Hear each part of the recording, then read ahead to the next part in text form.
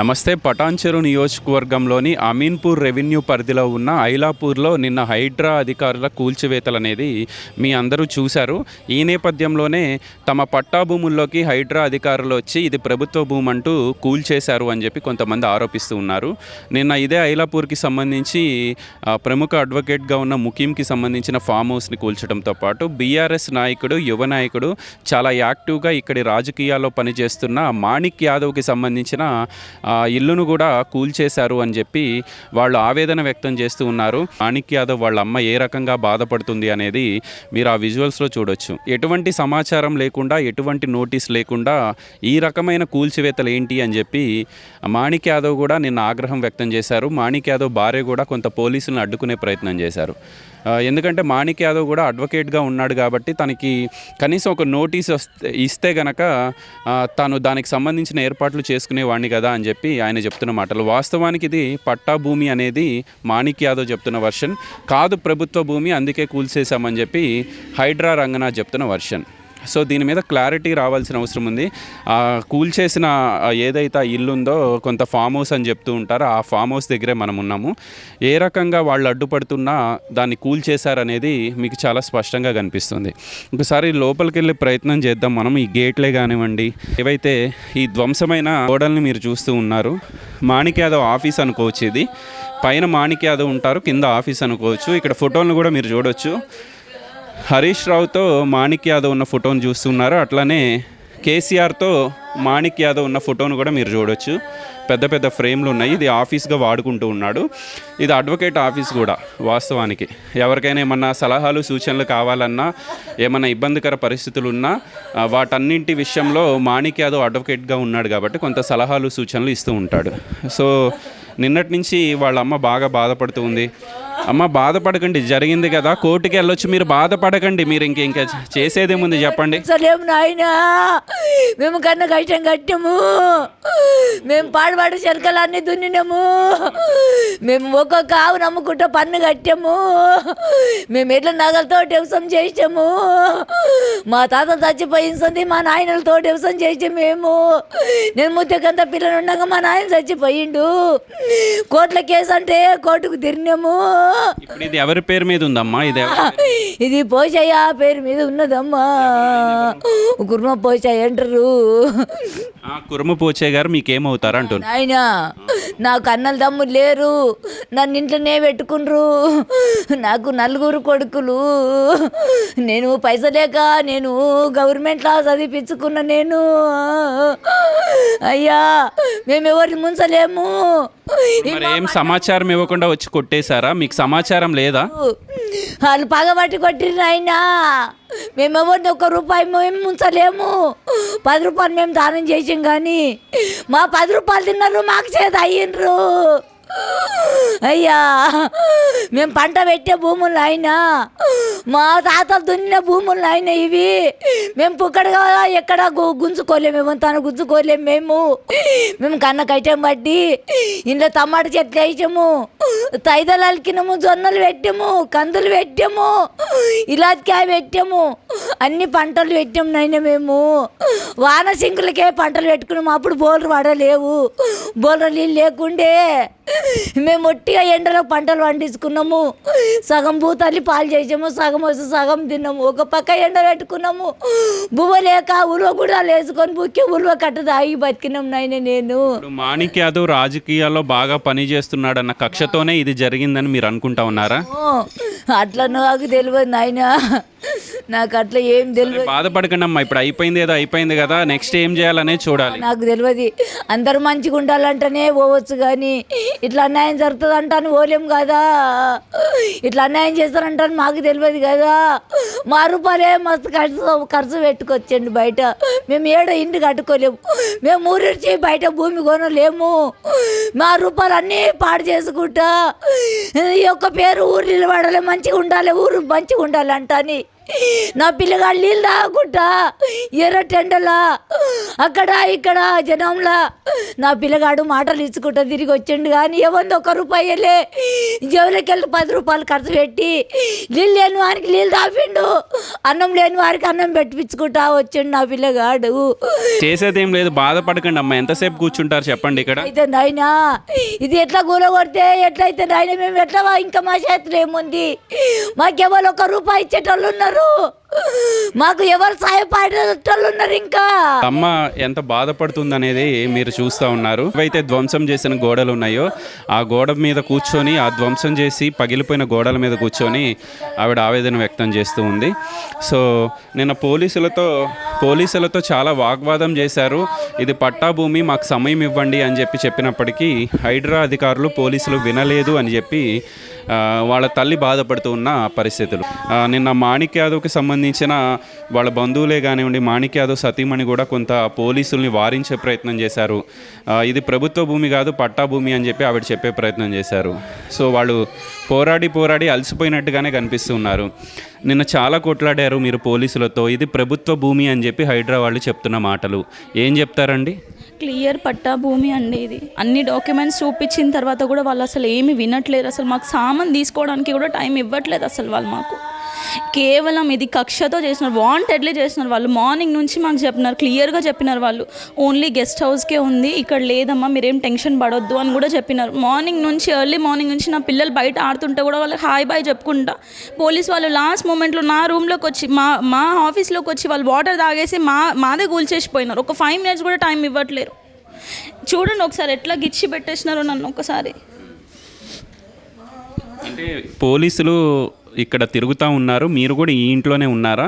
మీరేమన్నా అడిగే ప్రయత్నం చేశారా హైడ్రా వాళ్ళని కానీ పోలీసులను కానీ, మా దాని మీదకి ఏమన్నా వచ్చే పరిస్థితులు ఉన్నాయా అని?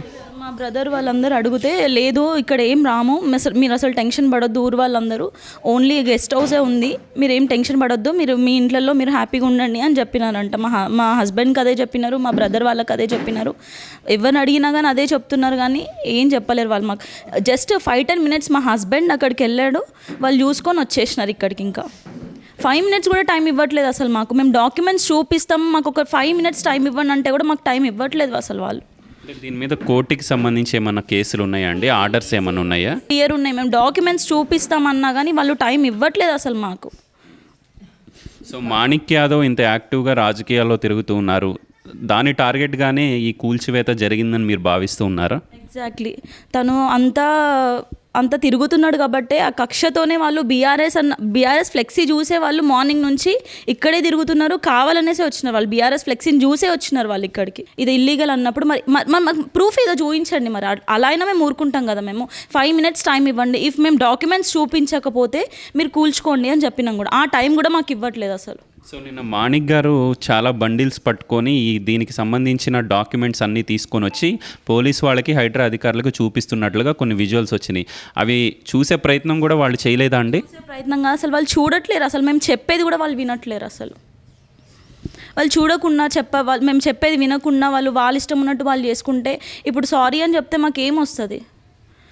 సో పోలీసులు నిన్న కక్షపూరితంగా వ్యవహరించారు కొంత మాణిక్ యాదవ్ కుటుంబం మీద అని చెప్పి ఒక చర్చ జరుగుతూ ఉంది. చాలా టూ మచ్ చేస్తారు. మా బ్రదర్ లోపలికి సామాన్ తీయడానికి పైకి వెళ్తే మా అన్నయ్యని షర్ట్ లేపి పైకి లేబెడుతున్నాడు పోలీసు. లేడీ కానిస్టేబుల్స్ కూడా మొత్తం శారీస్ లాగడం కానీ దుపట్టాస్ లాగడం కానీ అలా చేస్తున్నారు. అసలు వాంటెడ్లీ చేసినారు ఇదంతా. క్లియర్లీగా అందరికి అర్థమైపోయింది, ఇదంతా వాంటెడ్లీగా చేసినారు ఇదంతా. పాపనైతే గుంజుకొని వెళ్ళిపోతున్నామే. నైట్ అంతా నిద్ర లేదు పాపకు, తెలుసా, పడుకొని కూడా వణుకుతుంది పాప. మీరేనా అన్న? మీరు ఏమవుతారు? బ్రదర్. ఓకే, అదే మీ చెల్లి చెప్తా ఉన్నారు మీ మీద చాలా ఇదిగా వల్గర్గా మాట్లాడారు. పైకి వెళ్ళామన్నమాట సామాన్ తీసుకురావడానికి. సో నాది చెక్ నేను తీసుకున్నానా లేదా పైంట్లో ఉందా అని చెప్పేసి చూడ్డానికి నా పాకెట్లో అయితే లేదు. ఈవినింగ్ పైన చూడ్డానికి వెళ్ళినా, లేదు ఎవరినైనా పంపించండి, నాతో ఎవరైనా పంపించండి అంటే పంపించాను. పైకి వెళ్ళినాక సిఐ వచ్చారు, అతని పేరు తెలీదు. సో ఆయన వాళ్ళు ఎంబడి వచ్చేసి మొత్తం 10 మంది వచ్చేసి, ఏం నాటకాలు తెంగుతున్నావారా, నువ్వు బయటికి నాడు ఫస్ట్ నువ్వు అని చెప్పేసి ఇట్లా పట్టేసుకొని బయటికి నూకేశాడు. ఓకే, ఎందుకు నూకుతున్నావు సార్, నేను చూసుకుంటున్నాను అంటే, ఏం నాటకాలు తెంగ లోపలేసి నూకితే పనికి రాకుండా పోతావు అని మాట్లాడుతున్నారు. లోపలేసి కొడతాం, ఏమనుకుంటున్నావు అది దాన్ని మాట్లాడుతుంది. అంటే మనుషులు ఇంట్లో ఉంటే కూల్చమని చెప్పి గతంలో ఇదే హైడ్రా రంగనాథ్ చెప్పారు, ఇదే రేవంత్ రెడ్డి చెప్పారు కదా, మీరు మనుషులు ఉండగా ఏ రకంగా కూల్చినట్టు ఇది? అట్లా కాకుండా కాదు, వాళ్ళు అసలు ఏ రూల్స్ పాటించట్లేదు. అందరు ఇప్పుడు పెద్ద పెద్ద వాళ్ళు ఉన్నారు, మన రేవంత్ రెడ్డి వాళ్ళ తమ్ముడే ఉన్నాడు, అతనిది స్టే ఆర్డర్ ఉంది, మేము కూల్చలేము, కోర్టు నుంచి ఆర్డర్స్ ఉన్నాయి, కూల్చొద్దని చెప్పేసి అన్నారు. ఇప్పుడు ఇదైనా కానీ స్టే ఆర్డర్ ఉంది, ఓకే. స్టే ఆర్డర్ లేకున్నా ఇప్పుడు లీగల్గా అన్ని ప్రూఫ్స్ ఉన్నాయి, చూపిస్తే కూడా అసలు ఆగట్లేరు. మేము కాళ్ళు పట్టుకున్నా కానీ, చిన్నపిల్లలు ఉన్నారు, 1 day టైం ఇవ్వండి, మేము అన్నీ చూపిస్తాం డాక్యుమెంట్స్ అంటే కూడా లేదని చెప్పేసి పక్కకు నూకేసి మొత్తం కాళ్ళు పట్టుకున్నాం మేము కింద పడి, అయినా లేదు. గుద్దడము, నాకైతే ఇట్లా మెట్ల మీద నుంచి తోసాడు, ఇట్లా షర్ట్ పట్టుకొని హ్యాంగ్ చేసేసిండు మొత్తం నేను ఇక్కడికి. అంటే మీరేమన్నా నేను దిగను, నేను ఇంట్లోనే ఉంటానని చెప్పి ఏమన్నా అన్నారా, లేకపోతే ఎందుకని? ఇట్లా పట్టుకొనే కిందికి దింపాడు నన్ను, దింపేసి నేను ఇట్లా నూకుతున్నాడు, నూకే వరకు నేను నా స్టెప్స్ చిన్నగా ఉన్నాయి కదా, సో మొత్తం ఇట్లా యాలాడిపోయినా నేను మొత్తం. సో పిల్లలు, మీ ఆవిడ చేతిలో కూడా పిల్లలు ఉన్నారు, మీ దగ్గర కూడా చుట్టూ పిల్లలు తిరుగుతూ ఉన్నారు, పిల్లలు ఉన్నారన్న కనికరం కూడా లేనట్టుగానే కనపడుతుంది. లేదు, అసలు చిన్న పిల్లలు అనేది లేదు, వీళ్ళు అంత వల్గర్ పైన బ్యాడ్ వర్డ్స్ మాట్లాడిరు. అమ్మ ఏదో అన్నాడు గలీజ్గా, అనొద్దు మనం చెప్పొద్దు, కానీ అనే వరకు నేను కిందికి వచ్చి అడిగితే నేను అనలేదు అంటాడు. సరే నేను ప్రామిసెస్ చెప్తాను, నీ చెప్తావా అంటే లేదు, నేను అనలేదు అంటుండు. మరీ అంతగానే ఏంది అసలు, లోపల ఒకటి బయట ఒకటి ఏంది? ఎవరు మా పైసలు మేము ట్యాక్సెస్ కడితే ఆ పైసలతోని మీరు బతుకుతురు, మీరు మాకు సపోర్ట్ చేయకుండా వానికి ఎవరికో రేవంత్ రెడ్డికి పని చేస్తే ఏంది అసలు? మాది కూడా వస్తుంది, ముందు మాది కూడా వస్తుంది. బీఆర్ఎస్ ప్రభుత్వం వచ్చినాక మేము కూడా చూపిస్తా, ఎవడో కాదు నేనే చూస్తా రేవంత్ రెడ్డి పని పక్కా 100%. ఊరు వచ్చి నేనే నా పైసలు ఖర్చు అయినా సరే చెప్పులతో కొట్టిస్తావని రేవంత్ రెడ్డిని. కానీ ఏదైనా ఉండని, మనం ఐలాపూర్ ఇవన్నీ కలిసి ఉండాలి, కానీ ఈ వ్యతిరేకంగా వేరే పార్టీ వాళ్ళు అదంతా అవసరం లేదు కదా. ఇప్పుడు అక్కడ ఒకటే పొద్దున కూడా మార్నింగ్ నా దగ్గర వీడియో ఉంది ప్రూఫ్, వేరే హయ్యర్ అథారిటీ సార్ వచ్చి, హైడ్రా సార్ వచ్చేసి అందరికీ చెప్పారనమాట, ఏ భయభ్రాంతులకు గురవ్వకండి, ఏ ప్రాబ్లం లేదు, ఓన్లీ గెస్ట్ హౌస్ గూగుల్ కొట్టేసి మేము వెళ్ళిపోతాం, మేము ఇక్కడ ఉండము, ఎవ్వరు భయపడకండి. ఇక్కడ పోలీస్ వాళ్ళు వచ్చి కూడా వాటర్ తాగుకుంటా, ఏ ప్రాబ్లం లేదమ్మా, మీరు ప్రశాంతంగా ఉండండి, ఏ భయం పెట్టుకోకండి అన్నారు. మేము అక్కడ ల్యాండ్ దగ్గర ఫెన్సింగ్ వేస్తున్నారని అక్కడికి వెళ్ళినాం. అక్కడికి వెళ్తే అక్కడ ఇష్యూ చేసిరు, మొత్తం పట్టా ల్యాండ్ మొత్తం పహానీస్ చూపిస్తే కూడా లేదు, కాదు మీరు కోర్టు నుంచి చూసుకొని మేము ఫెన్సింగ్ వేస్తాం, మళ్ళీ తీపిచ్చుకోండి అని చెప్పేసి అన్నారు. సరే అని చెప్పేసి ఇక్కడికి వెళ్ళి కాల్స్ వచ్చినాయి, మొత్తం 40-50 మెంబర్స్ వచ్చారు, లేడీసే ఉన్నారు ఖాళీ. ఇంకా వాళ్ళకి భయం అయిపోయింది, ఇక వాళ్ళు కాల్ చేసేవరకు అందరం వచ్చేసినాం. మళ్ళీ పోయి ఇంటికి వెళ్ళి మళ్ళీ డాక్యుమెంట్స్ తెచ్చి మళ్ళీ చూపించి వచ్చే లోపలనే మొత్తం చేసేసారు. ఈ ఇంటికి సంబంధించి కూల్చివేతల తరువాత కొంత ఆందోళన, ఆగ్రహం వ్యక్తం చేస్తున్నారు. మనతో పాటు మాణిక్ యాదవ్ కూడా ఉన్నారు. ఈ చుట్టుపక్కల ప్రాంతాల నుంచి ఆయన పలకరించడం కోసం, పరామర్శించడం కోసం చాలామంది యువకులే కానివ్వండి, పార్టీలకు అతీతంగా నాయకులు చేరుకుంటున్నారు. మాణిక్ గారు, ప్రజలకి కొన్ని విషయాలు తెలియాల్సిన అవసరం ఉంది.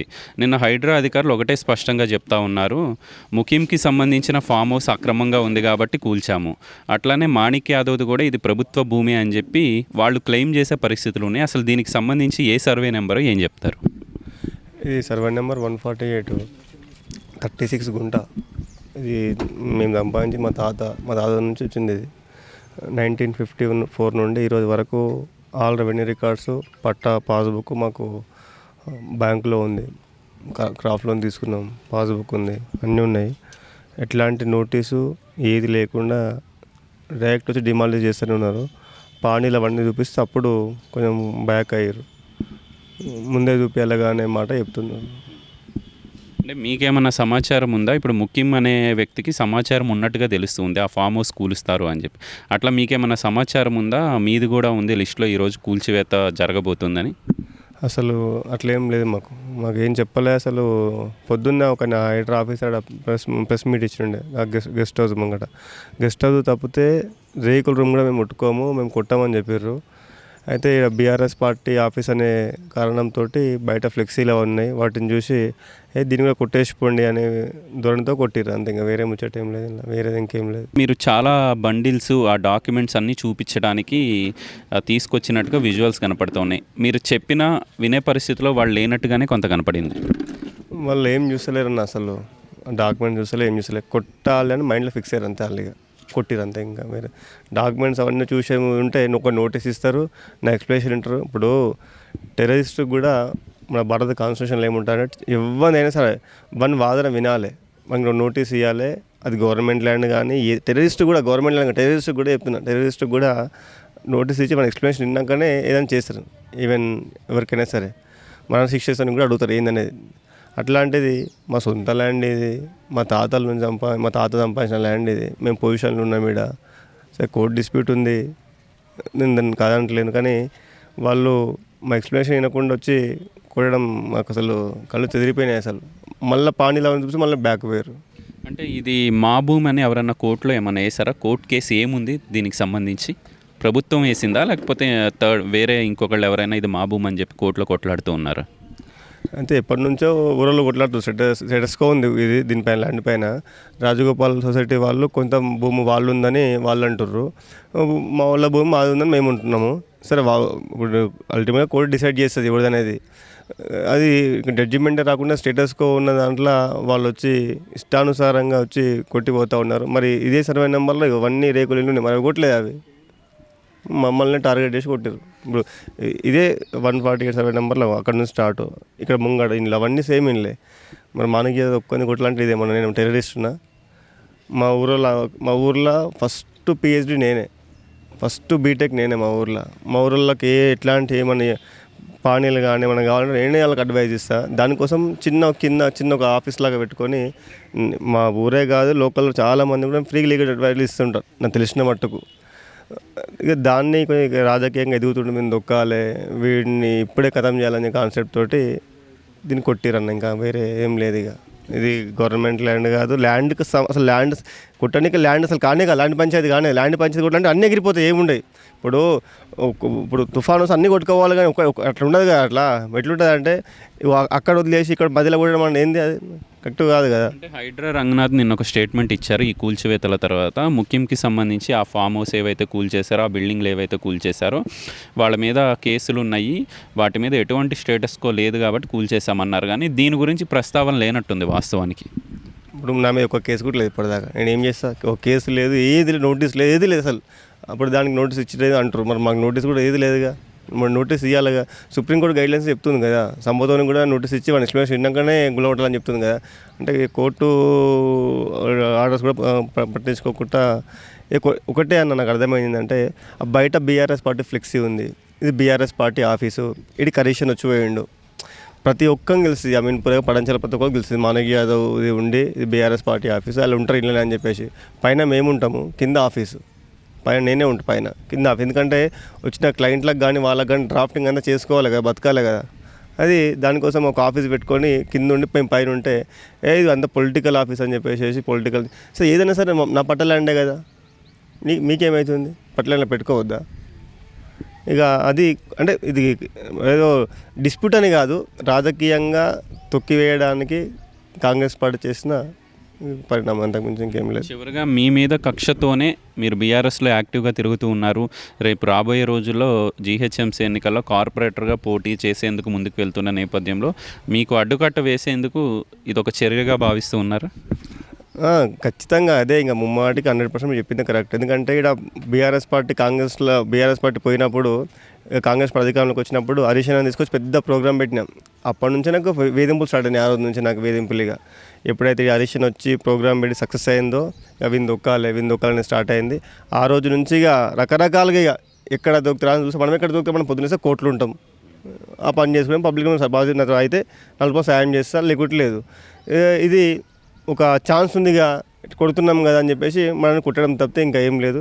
వాళ్ళు ఎంత ఇబ్బందులు పెట్టినా ఏది చేసినా మాకు బీఆర్ఎస్ పార్టీ, మాకు హరీష్ అన్న కానీ, కేటీఆర్ గారు కానీ, కేసీఆర్ కానీ, బీఆర్ఎస్ పార్టీ మాకు సపోర్ట్గా ఉంటుంది 100%. రేపు రాబోయే రోజుల్లో వాళ్ళు ఎక్కడైతే కూల్చిర్రో అక్కడనే మళ్ళీ మేము ఖచ్చితంగా విజయం సాధిస్తామని నేను తెలియదు. కోర్టుకి వెళ్ళబోతున్నారా? మళ్ళీ కోర్టును ఆశ్రయించే పరిస్థితులు ఏమైనా ఉన్నాయా?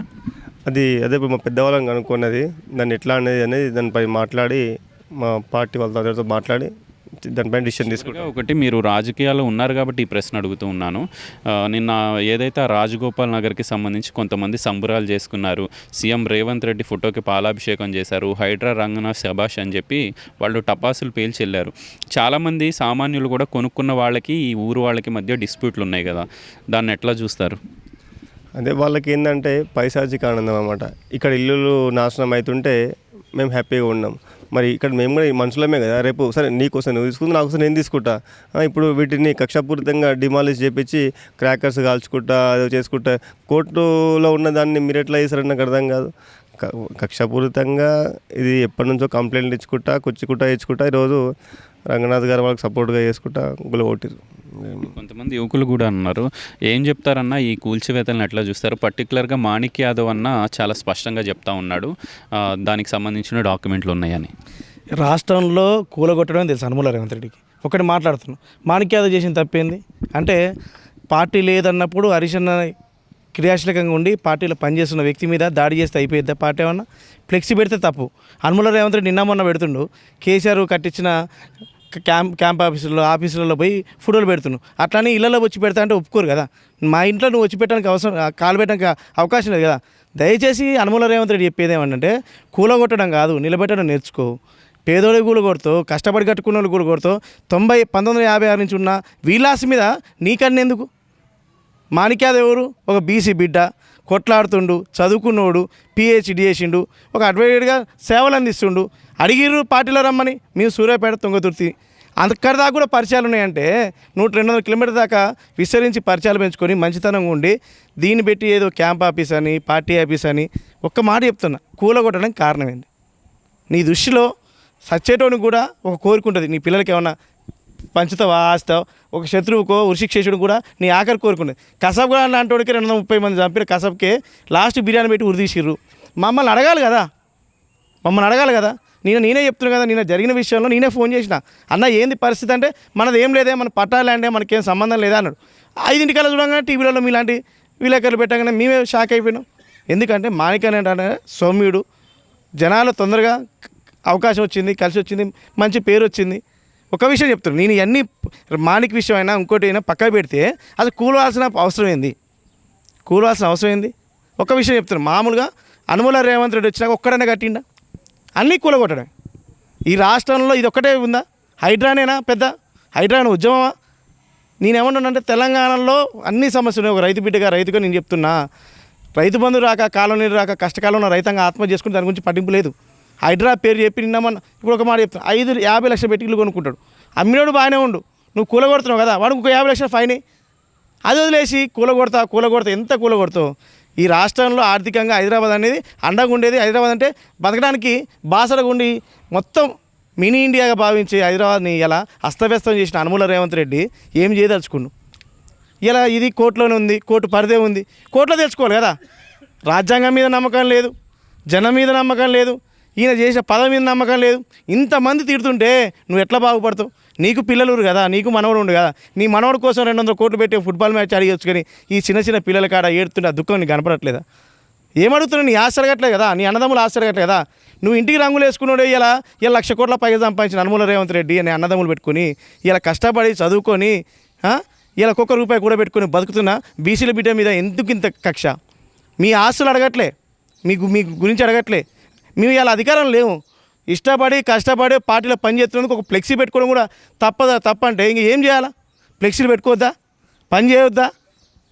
ఇప్పుడు దాకా మీరు అన్నట్టే నిన్న హైడ్రా కమిషన్ రంగనాథ్ గారు మాట్లాడుతారు, ఇక్కడికి వచ్చి కాగితాలు పెట్టినాక అది పొరపాటు ఏంది? బుద్ధి అన్నాడు, జ్ఞానం ఉన్నాడు, పొరపాటు కొట్టేస్తారా? ఇల్లు కట్టి చూడు, పెళ్లి చేసి చూడు అంటే ఇంతగానో ఇల్లు కట్టుకొని జనాల మధ్యలో ఉంటున్నోనికి నువ్వు ఇల్లు ఎందుకు కూలగొట్టాలా? ఒక ఇల్లు కూలగొట్టేటప్పుడు కనీసం రిక్వెస్ట్గా మంచి వచ్చాడో నువ్వు అడగాలి కదా. అసలు నేను ఏమంటున్నా అంటే ఈ హైదరాబాద్లో ఏం జరుగుతుంది? నువ్వు పట్టుకో, అవినీతి పట్టుకో, అభివృద్ధి చేయి, అడ్డం పడతావా? కేబుల్ బ్రిడ్జిలు అంటే 10 బ్రిడ్జిలు కట్టు, దానికి అడ్డం పడతావా? వదిలేసి విద్యార్థులకు ఇస్తాను 2 లక్షల ఉద్యోగాలు, తులం బంగారవి, రైతు బంధు 15,000 రూపాయలు, ఇవన్నీ పక్క పెట్టి కూలగొడితే ఏమొస్తుంది? కూలగొడితే ఇంకోటి కట్టడు, హైదరాబాద్ని ఆగం చేయాలా, చంద్రనాయుడు తాకట్టు పెట్టాలా, ఇవన్నీ రాజకీయాలన్నీ పక్క పెడితే అసలు పేదోడు హైదరాబాద్లో బతకాలా వద్దా? ఈ రాష్ట్రంలో ఉమ్మడి వరంగల్ నుంచి వచ్చిన వాళ్ళేమో ఉప్పలకాడు ఉంటారు, ఈ మెదక్ నుంచి సంగారెడ్డి నుంచి వచ్చిన వాళ్ళు ఈ బెల్ట్లో ఉంటారు.